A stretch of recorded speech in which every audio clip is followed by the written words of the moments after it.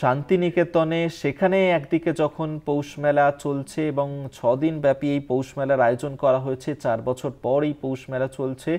সেই পৌষ মেলাতেও ভিড় জমিয়েছেন মানুষজন।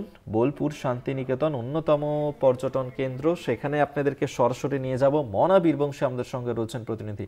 মনা, আজকে বড়দিন উপলক্ষে কি ছবি সেখানে ধরা পড়ছে, সরাসরি দেখতে চাইবো তোমার কাছে। দেখো, একেবারেই তাই অভিক। তুমি জানো যে আজকে 25শে ডিসেম্বর বড়দিন, এবং এই দিনটি বিশেষ করে খ্রিস্টান ধর্মাবলম্বী মানুষদের কাছে অত্যন্ত গুরুত্বপূর্ণ। তার কারণ তুমি জানো যে বিশেষ করে এই দিনটি যীশু খ্রিস্টের জন্মদিন, এবং তাকে স্মরণ করতে, তাকে মননে রাখতে বিশেষ করে বড়দিন উৎসব পালন করা হয়। দেখো, রাজ্যের বিভিন্ন জায়গার যে পর্যটন কেন্দ্র, তার মধ্যে অন্যতম হচ্ছে বীরভূম রবি ঠাকুরের শান্তিনিকেতন রাঙামাটি জেলা। সেই রাঙামাটি জেলায় সকাল থেকে আমরা কার্যত চষে বেড়াচ্ছি। সোনাঝুরি, কঙ্কালীতলা, শান্তিনিকেতন, সৃজনী শিল্পগ্রাম, যে সমস্ত পর্যটন কেন্দ্র ঠিক সে জায়গায় অবশ্যই যে সমস্ত দর্শনীয় স্থান রয়েছে তার মধ্যে সৃজনী অন্যতম।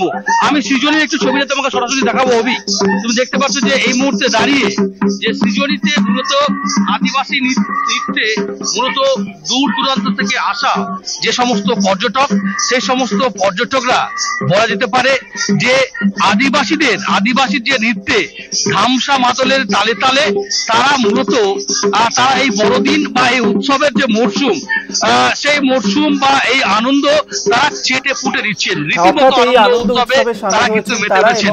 আমরা দেখতে পাচ্ছি যে ছবি সরাসরি মনা তুলে ধরছিল। আপাতত